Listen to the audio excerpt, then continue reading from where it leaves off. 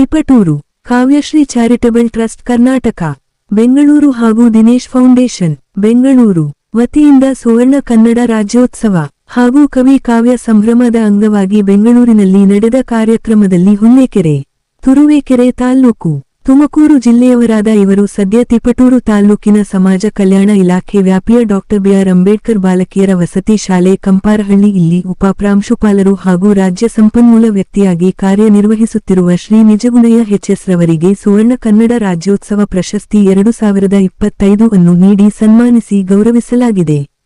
ಇವರಿಗೆ ತುಮಕೂರು ಸಮಾಜ ಕಲ್ಯಾಣ ಇಲಾಖೆಯ ಜಂಟಿ ನಿರ್ದೇಶಕರು ರವರು, ತಿಪಟೂರಿನ ಕ್ಷೇತ್ರ ಶಿಕ್ಷಣಾಧಿಕಾರಿ ರವರು ಹಾಗೂ ಸಹಾಯಕ ನಿರ್ದೇಶಕರು ರವರು, ಉಪನಿರ್ದೇಶಕ ಕಚೇರಿಯ ವಿಷಯ ಪರಿವೀಕ್ಷಕರು ಜಿಲ್ಲಾ ಸಮನ್ವಯಾಧಿಕಾರಿರವರು, ಸಮಸ್ತ ಅಧಿಕಾರಿ ವೃಂದ, ಪ್ರಾಂಶುಪಾಲರು ಹಾಗೂ ಉಪ ಪ್ರಾಂಶುಪಾಲರ ವೃಂದ, ಶಿಕ್ಷಕರ ವೃಂದ ಹಾಗೂ ವಿದ್ಯಾರ್ಥಿಗಳು ಅಭಿನಂದನೆಗಳು ಸಲ್ಲಿಸಿದ್ದಾರೆ.